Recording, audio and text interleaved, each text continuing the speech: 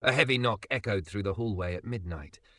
When Darius opened the door, the last person he expected to see was a curvy white CEO with tears in her eyes.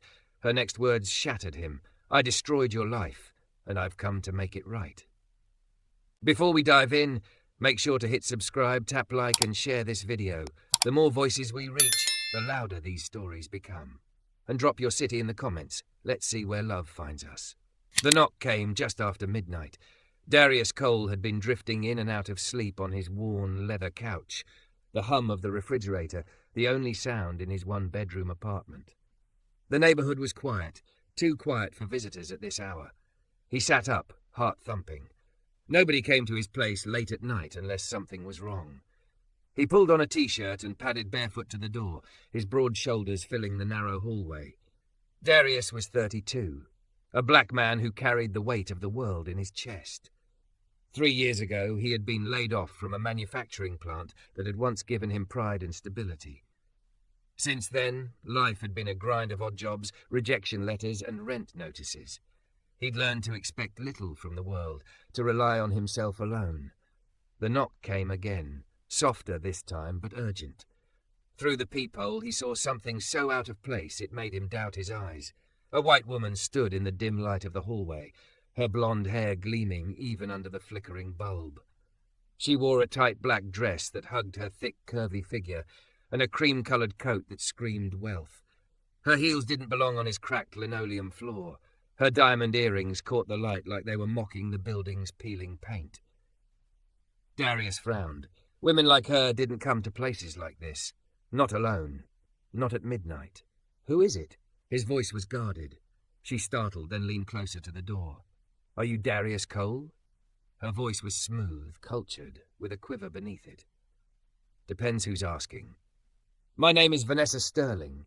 I'm the CEO of Sterling Enterprises." Darius almost laughed at the absurdity. Sterling Enterprises was everywhere in Detroit. Real estate, finance, even the factory where he had worked before being cast aside. He gripped the edge of the door, steadying himself. What was a billionaire CEO doing outside his apartment like some lost stranger? "I need to talk to you," she said, and for a moment her confident tone faltered. "Please." He hesitated, then slid the chain lock into place and cracked the door open an inch. Her perfume drifted in, expensive and heavy. Her blue eyes searched his face with a mix of guilt and desperation. "You've got 5 minutes," he said flatly. Relief flooded her features. "Thank you." She stood awkwardly in the dim hallway, shifting her purse against her hip. For the first time, she didn't look like a woman who owned skyscrapers. She looked like someone carrying a weight too heavy to bear. "I made decisions years ago that hurt you," Vanessa said quietly. "I came tonight because I couldn't keep living with it." Darius narrowed his eyes. "What are you talking about?" She swallowed, her throat tightening. 3 years ago, when the auto plant downsized, you were on the list. I signed off on it. I told myself it was numbers, budget cuts. But the truth is, you were targeted. I believed lies about you. I let myself assume the worst." Darius felt the room tilt, even though he was still in the doorway. His chest clenched. For 3 years, he'd carried the shame, the doubt, the endless question of what he'd done wrong. And now this woman, this curvy, beautiful stranger, was telling him it hadn't been his fault at all? "You ruined my life because of what? Office gossip?" His voice cracked, more pain than rage. Tears shimmered in her eyes. "Because of my prejudice. Because a white supervisor told me you were trouble, and I believed him without question. He was stealing from us the whole time, and you paid the price." His hand trembled on the door.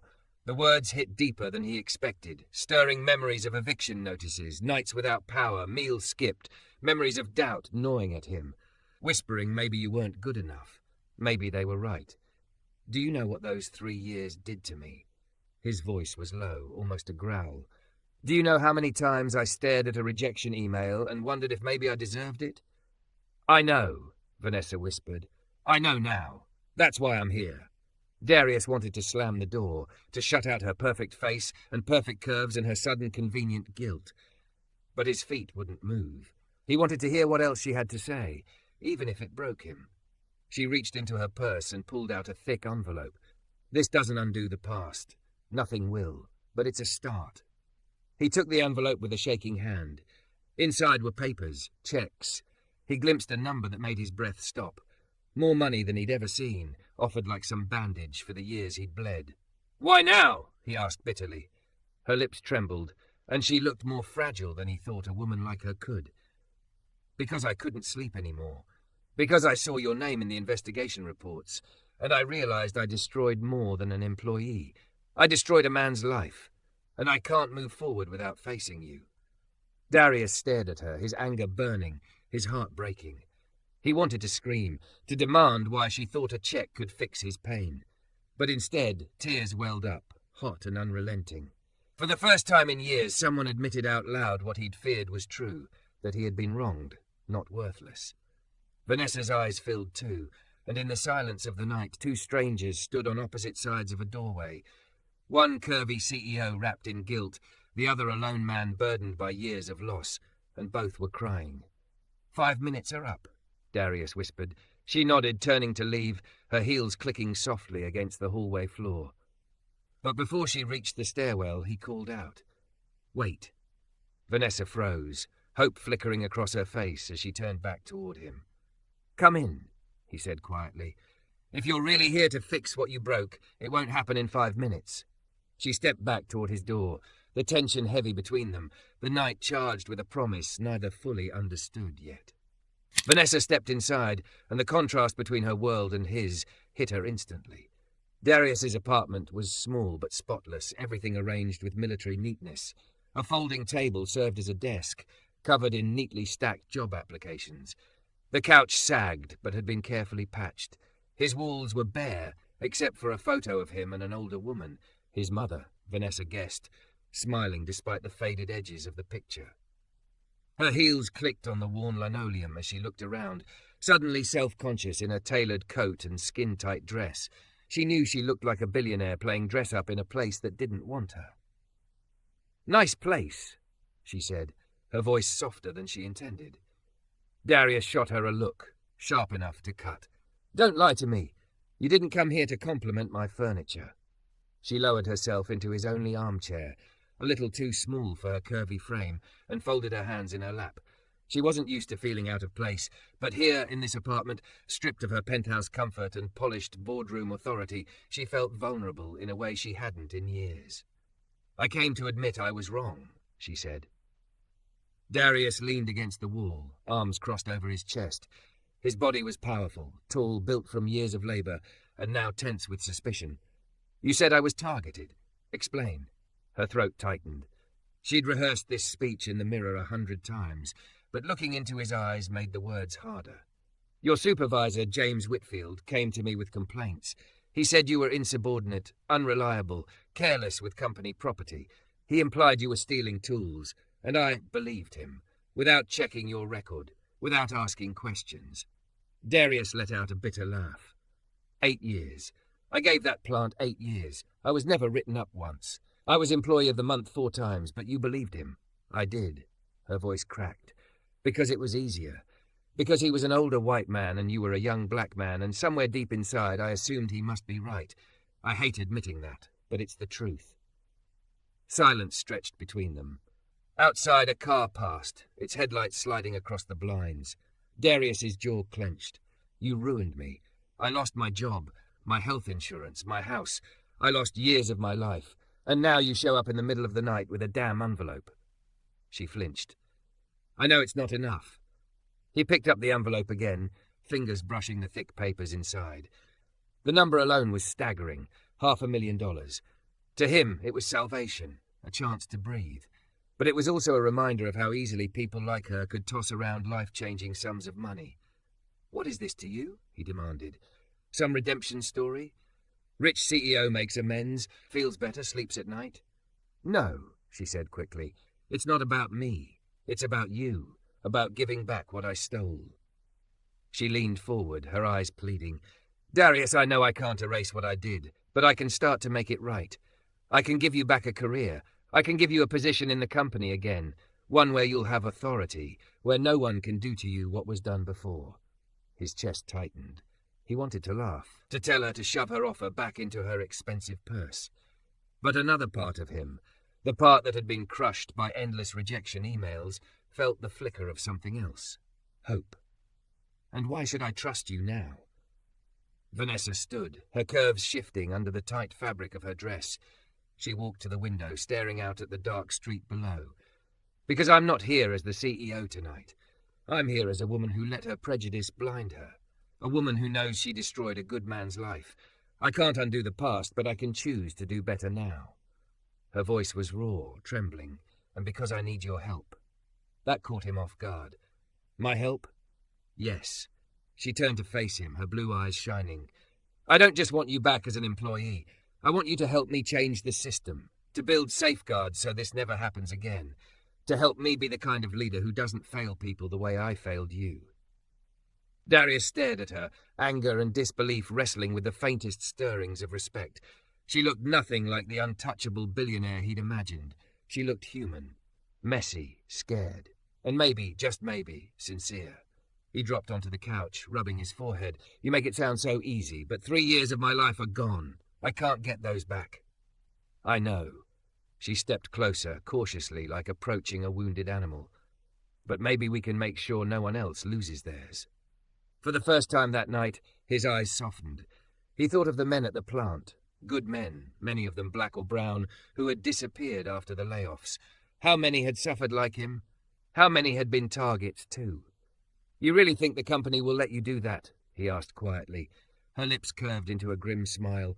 I'm the CEO. They don't have a choice. Something in her tone made him believe her. He studied her face, impossibly beautiful, framed by waves of blonde hair, her full lips trembling as she waited for his answer. But beneath the beauty was guilt, raw and heavy. Vanessa, his voice broke. Do you know what the worst part of these years has been? Not the poverty, not the loneliness. The worst part was wondering if maybe they were right, if maybe I wasn't good enough. You made me doubt myself so deeply that I almost believed it. Tears slipped down her cheeks. She knelt in front of him, expensive fabric brushing against his bare floor. I'm sorry, Darius. I'm so sorry. And then before he could stop them, his own tears fell too. The weight he had carried for years, worthlessness, shame, rage, cracked under the pressure of her confession. For the first time, someone had said the words out loud. You were wronged. You were not the problem. He covered his face with his hands, shoulders shaking. Vanessa reached up, hesitant, and rested her hand on his arm. Her touch was warm, soft, unfamiliar in his world of calluses and cold nights.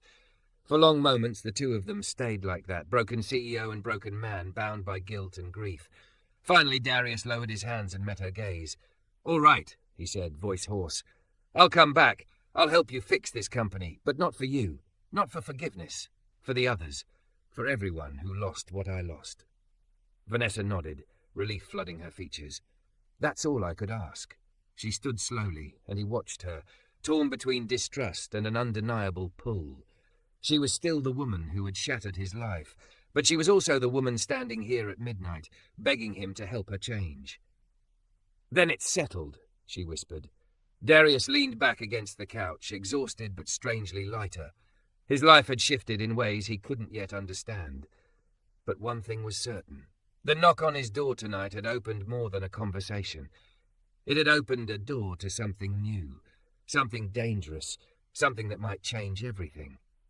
The morning, 2 weeks later, felt like stepping into another world. Darius adjusted the knot of his new tie in the mirrored elevator doors as they carried him upward through Sterling Enterprises headquarters. The suit he wore wasn't expensive, but it was the first one he'd owned in years. He looked sharp, professional, like a man who belonged here, even if part of him still felt like an imposter. The elevator chimed at the 20th floor. The doors opened onto a gleaming lobby of glass and polished stone, a space so far removed from the factory floor where he'd once worked, it might as well have been another planet. A receptionist greeted him with a bright smile. Mr. Cole, Miss Sterling is waiting for you in the executive boardroom. Boardroom. He'd never set foot in one before. Darius walked in, shoulders squared, hiding the storm inside. Around a long mahogany table sat 12 executives, all white, all older, their tailored suits whispering of wealth and power. At the head of the table, Vanessa sat in a navy suit that hugged her thick, curvy body, her blonde hair pinned back in a sleek twist. She looked every inch the commanding CEO again. But when her eyes met his, she gave the slightest smile, one that said, "I see you." "Ladies and gentlemen," she said, her voice carrying easily across the room, "I'd like to introduce our new Director of Equity and Employee Relations, Mr. Darius Cole." Murmurs rippled. Some executives nodded politely, others narrowed their eyes, skeptical. Darius swallowed, his throat dry. He hadn't prepared a speech, but he didn't need one. He'd lived this. "I worked in one of your plants for 8 years. I was proud of my job. Then I was fired based on lies. Lies told by people who didn't want men like me here. That decision destroyed my life for 3 years, and it happened because nobody in this room asked questions." The silence was sharp enough to cut glass. Vanessa spoke up, her voice steel. "Mr. Cole is qualified because he knows exactly what this company has done wrong. He's qualified because he's lived the cost of our failures. He has my full authority to investigate complaints, recommend policy changes, and hold our management accountable." An older man down the table leaned forward, his lips thin with disapproval. "With respect, Miss Sterling, what exactly qualifies him to oversee executives? This isn't the factory floor." Vanessa didn't hesitate. "What qualifies him is survival. What qualifies him is 8 years of proven performance that we ignored because of prejudice. What qualifies him is understanding the human cost of bias better than anyone in this room." The man sank back, silenced. Darius exhaled slowly. For the first time in years, he felt not just seen, but defended. After the meeting, Vanessa walked him to his new office. It wasn't huge, but it was bright, with floor-to-ceiling windows overlooking downtown Detroit. He stood at the glass, stunned. "This is more than I expected." "It's only a start," Vanessa said. She set a hand on the back of his chair, watching him carefully. "Darius, I know this doesn't erase anything. I don't expect it to, but I hope you'll use this office to make sure what happened to you never happens again." He turned to her, studying the flawless makeup, the expensive suit, the curvy silhouette that didn't belong in his memories of hardship. "Why does this matter to you so much?" Her expression softened. "Because for the first time in my life, I'm seeing what my power cost people. Because I can't go back to pretending profit is the only thing that matters. And..." She hesitated, glancing away toward the city skyline. "Because meeting you has made me realize the kind of leader and the kind of woman I want to be." Something flickered between them, dangerous and unspoken. He felt it too, but he shoved it down. This was about justice, not feelings. Over the next weeks, Darius threw himself into the work. He pored over personnel files, interviewed employees at every level, and searched for patterns. And what he found chilled him. One late evening, he dropped a thick folder on Vanessa's desk. She looked up from her computer, weary. "What is it?" "In the last 5 years, 62 employees have been fired across 3 divisions. 48 of them were people of color." He flipped pages, pointing at the data. Same reasons, over and over. Attitude problems, not a cultural fit. Communication issues, different names, same story. Vanessa's face went pale. 62 families, 62 lives. And here's the kicker. He slid another document forward. The same 10 supervisors signed off on almost every termination. Whitfield was just one of them. He wasn't the disease. He was a symptom. Her hand went to her mouth. "How did I miss this?" "Because you weren't looking," Darius said quietly. "And because men like them are experts at telling CEOs what they want to hear." She dropped her hand, eyes shining with tears. "Then we start rooting it out, all of it. No more excuses." That Friday, they held a listening session in the company cafeteria. No podium, no suits of power, just folding chairs arranged in a circle. Vanessa dressed down in a blouse and slacks, her curves unhidden, her makeup lighter than usual. She sat among 30 employees, her posture uncertain but open. A black woman from accounting spoke first. "I've been here 7 years. I've applied for promotion 6 times. Each time I was told I wasn't ready. But my white colleagues, they moved up ahead of me." A Latino man added, "My supervisor repeats instructions to me slowly, like I don't understand English, but I've got an engineering degree." As story after story poured out, Darius watched Vanessa's face change. He saw her polished CEO mask crumble under the weight of truths she'd never heard. Finally, a young black man from the warehouse leaned forward.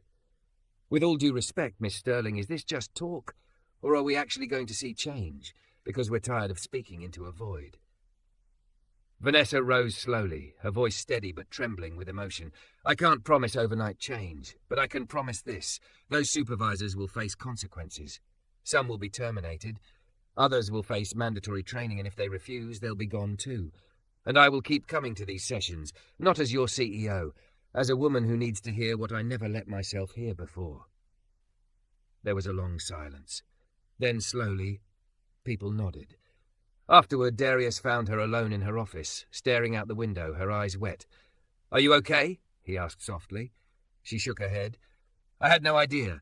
I thought the numbers were just numbers. But they're people, Darius. People I failed.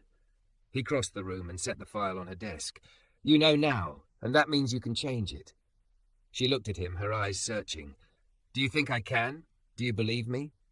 He held her gaze, feeling the pull again, the dangerous warmth he'd tried to ignore. I believe you're trying, and that's more than I thought I'd ever say. She smiled faintly, not the polished CEO smile, but something soft and real. Then I'll keep trying. For a long moment, neither of them spoke. The city lights glowed outside the glass, the office quiet except for their breathing. The distance between them felt charged, like a wire stretched too tight. Darius finally cleared his throat, breaking the tension. Go home, Vanessa. You've been here every night this week. Her lips curved into a rueful smile. Only if you walk me out. He nodded, and as they left the office together, he realized something terrifying. He was starting to trust her. And worse, he was starting to want her. The storm broke 6 months later. By then, Darius had become a fixture in Sterling Enterprises, no longer just a symbol, but a force. Policies had been rewritten, wrongful terminations overturned, training programs implemented. Employees greeted him in the halls with respect. Some with gratitude. He wasn't naive. He knew resentment simmered too. But for the first time in years, he felt like he was building something meaningful. Vanessa had changed too. The curvy, glamorous CEO still commanded boardrooms, but she no longer hid behind titles and glass walls. She ate lunch in the cafeteria, remembered employees' children's names, stayed late to listen rather than dictate. And though she carried guilt like a shadow, she also carried resolve. But not everyone wanted change. It came to a head when Todd Brennan, a regional manager with nearly 20 years in the company, filed a complaint with the board. He accused Vanessa of reverse discrimination, claiming her reforms punished white employees to benefit minorities. He's calling for your resignation, Darius said one evening, standing in her office with the complaint papers spread across her desk. The city lights glowed through the tall windows behind her, casting her silhouette in silver. Vanessa pressed her hands against the desk, knuckles white. And he has support? Enough to make noise, Darius replied. Not enough to oust you outright, but Brennan isn't just noise. He was Whitfield's mentor. The same tricks Whitfield pulled, Brennan taught him. Her eyes widened. You're sure? I've been digging, Darius said, his voice hardened. In 15 years, Brennan signed off on more than 80 terminations. 70 of them were people of colour, always for the same reasons. Attitude, not a fit, communication. He's the architect of this whole system. Vanessa's breath left her like a blow. She sank into her chair, shoulders sagging under the weight. How did I let this go on under my nose? Because you weren't looking, Darius said gently. And because men like Brennan count on that. But now you're looking. Now you know. She stared at the papers, her blue eyes dark with fear and determination. What do I do? You fight, he said simply. You take this evidence to the board.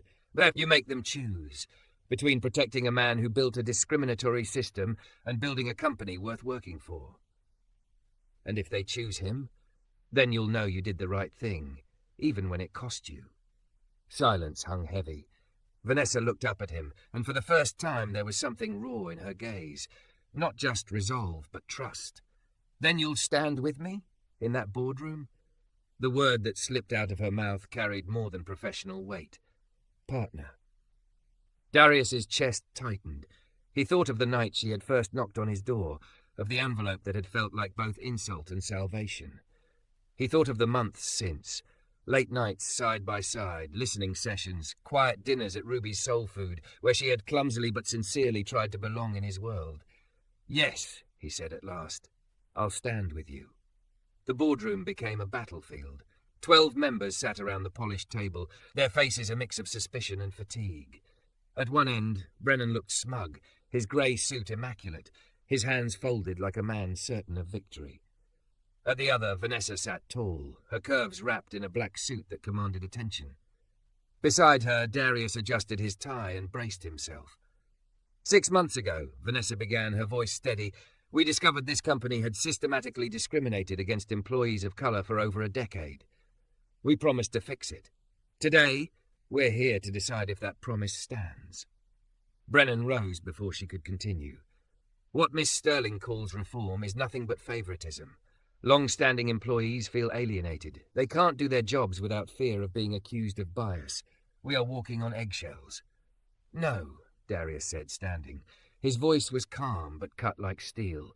What you call walking on eggshells is treating all employees by the same standards you've always applied to white employees. If that feels unnatural, maybe you should ask yourself why. Brennan's face flushed red. And who are you to lecture me? You were fired for cause. The room went still.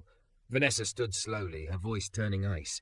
He was fired because you approved false reports without investigation, because you chose to believe a white supervisor over a black employee without a shred of evidence.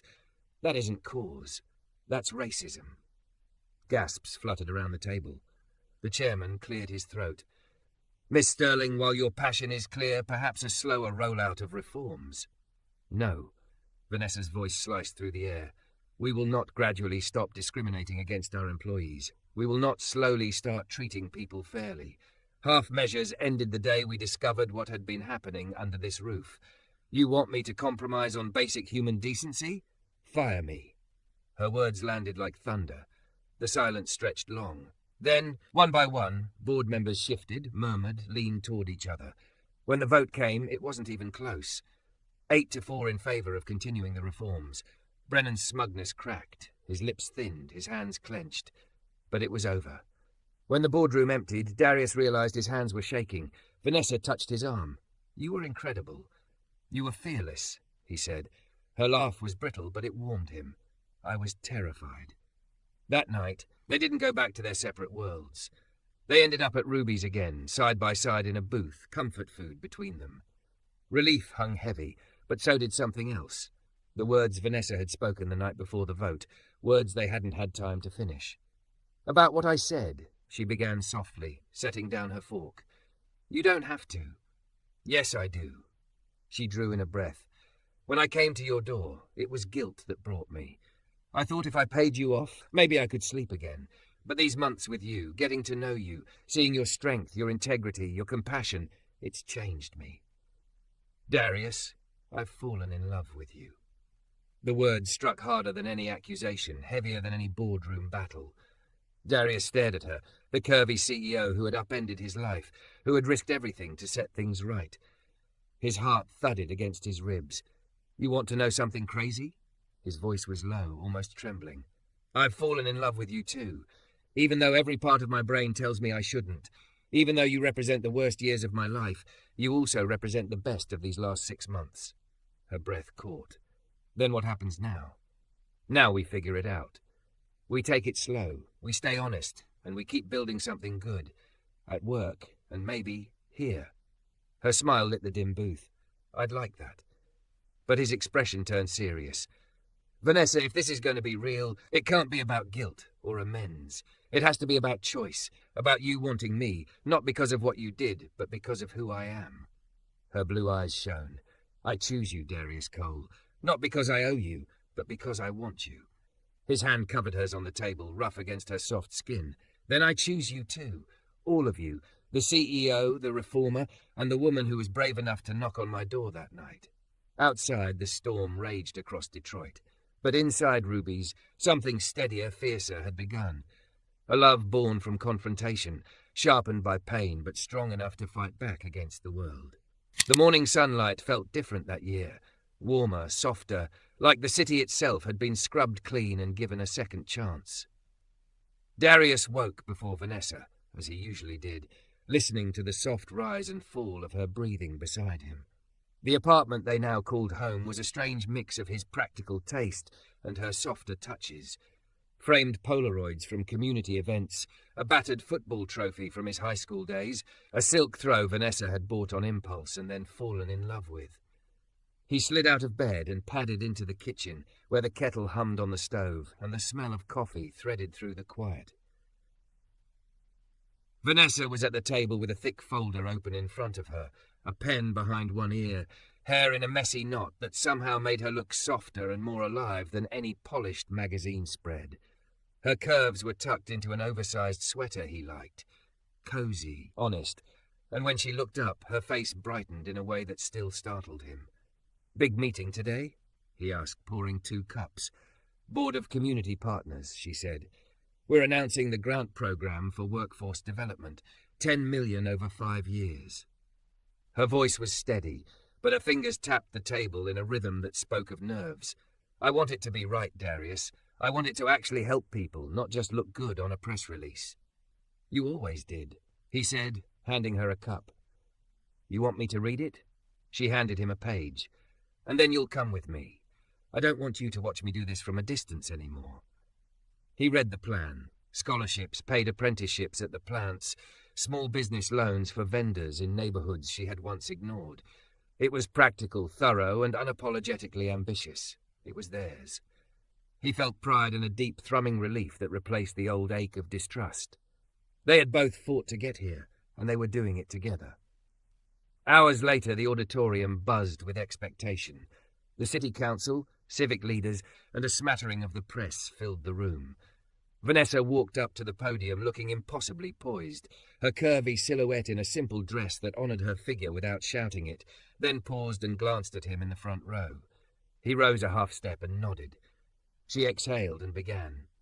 "This program," she said into the microphone, "is an answer to every worker who was told they didn't belong in a place that needed them. It's an answer to the families who lost more than paychecks. It's an answer to the community that raised me and to the community I failed. We're going to put money where our mouths are, and we'll be measured by results, not rhetoric." Afterward, people lined up to shake their hands, some with quiet thanks, others with skepticism softened into curiosity. A woman from a small neighborhood bakery grasped Vanessa's hand until it tingled. "You mean it?" she asked, eyes wet. Vanessa's thumb brushed her knuckles. "We mean it," she said. The battles at Sterling hadn't vanished. There were still managers who resisted, shareholders who grumbled about margins and moral pitfalls they navigated daily. But the fabric of the company had shifted. Promotions were now publicly vetted. Performance reviews were standardized, anonymized where possible. A hotline, staffed by trained mediators, not managers, took anonymous reports. Darius oversaw investigations with a rigor that kept his heart steady and his conscience clear. When he found injustice, he corrected it. When he found hurt, he listened. Late one evening, after a parade of meetings, they walked through a neighborhood they had helped fund. New lights on the street, a playground refurbished, a community center that smelled faintly of fresh paint and ambition. Children ran past, shrieking like time had shortened their summers. A man from the repair shop waved. Mrs. Johnson, the woman who had delivered groceries to him during his worst months, stood at her stoop and called his name. He walked over, and she embraced him so fiercely his ribs ached with gratitude. "You gave us something we didn't know we needed," she said, her voice small. "You both did." They stood there for a long time, wrapped in the ordinary noise of ordinary life. Vanessa took his hand, fingers fitting in the familiar way they had since that night in his apartment when she first knocked. "Do you ever think about how we started?" she asked. "Every morning," he said. "I think about the knock, and I think about how scared I was to open the door. I think about the envelope and how I hated you for it, and then accepted it because it kept the lights on. And I think about how much harder it was to earn trust after that." She laughed, a small, honest sound. "And I think about how blind I was, how comfortable I was in my assumptions. You taught me that being a leader is never done learning." Her voice softened. "You taught me how to be brave." They had learned to live with their imperfections instead of pretending them away. They had become a public pair, her a CEO with a history, him a leader with scars. But they maintained a boundary between what happened at the office and what happened late at night on their couch. They went to therapy together when the old ghosts showed up, refused any hollow public spectacle of contrition, and insisted on tangible results. Rehired workers, distributed settlements, community partnerships that actually created jobs. Their love wasn't cinematic or easy. There were days when burnout made them snap at each other. There were nights when Darius wrestled with lingering shame that bubbled up, unbidden. Vanessa, too, sometimes felt the old reflex to fix everything with checks and PR, and had to be reminded, gently, that change required patience and listening, not just money. They argued until they found compromise, and then learned to apologize without attaching excuses. A year after the grant announcement, Sterling Enterprises hosted a forum on corporate responsibility. Speakers from universities, non-profits, and business came to learn from the model Vanessa and Darius had built. They spoke together on a panel, two voices that had once been strangers speaking with syncopated conviction. Questions came about governance, about checks and balances, about whether their relationship could ever cloud judgment. They answered honestly. They had instituted clear conflict of interest policies, watershed audits, and an independent oversight committee. Love, they insisted, did not replace structure.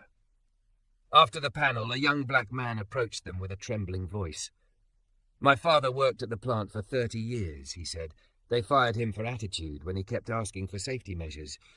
He died 3 years after from workplace exposure. I don't want any other kid to carry that wound. How do we make companies like yours stop hurting people?" Darius felt the old tide of grief flare, but this time he didn't collapse under it. He took a breath and spoke about policy, about whistleblower protections, about transparency in disciplinary actions, about training that dismantled rather than placated. He spoke about the community grants and the apprenticeship pipelines. He told the man plainly that they were accountable and that they would be measured. That night, they walked home under a November sky, hands warming one another. They had chosen each other in a world that had not been kind to that choice, and they had chosen action over absolution. Their marriage had been small and quiet, a backyard ceremony with a few co-workers and the neighbours who had fed them through hard winters. Their vows had been promises to listen, to protect, and to fight together. Small words, heavy with consequence. Months later, Vanessa found out she was pregnant. The news arrived in the middle of a storm of filings and frameworks. She sat at the kitchen table, the blueprints for a new training centre spread like clouds, and felt a flutter so fierce it made her dizzy. They looked at each other then through a lens that showed both their past and the possibility of a future. "We'll figure it out," Darius said, and it was not a platitude. It was a promise shaped by nights of paperwork and days of therapy and a million small acts of accountability.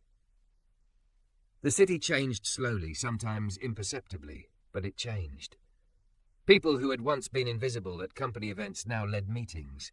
People who had lost homes found stable roofs. Those who had been shunted aside found apprenticeships and purpose. Sterling Enterprises' quarterly reports began to show what reform looks like.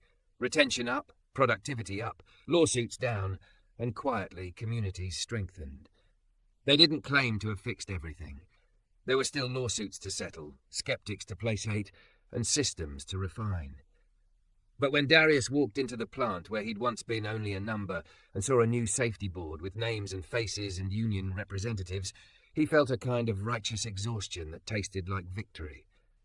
Vanessa watched him from the doorway, eyes soft and mouthed thank you. They were still imperfect, both capable of mistakes, both learning how to own them, but their choices added up. They were rebuilding a company and a life from the wreckage of an unjust past. Outside their window, the city hummed with a life they'd touched. Inside, in the warmth of their kitchen, they mapped out the next steps, a foundation, new hires, a course at the business school that would teach future leaders how to wield power with care. In the quiet that followed, Darius took Vanessa's hand, feeling it strong and familiar. They had both been knocked down by the world in different ways, and both had chosen repeatedly to rise. Whatever the future held, more fights, more victories, more heartbreak, they would meet it together, steady and unafraid, their work and their love braided into something that might, one day, change more than a single company.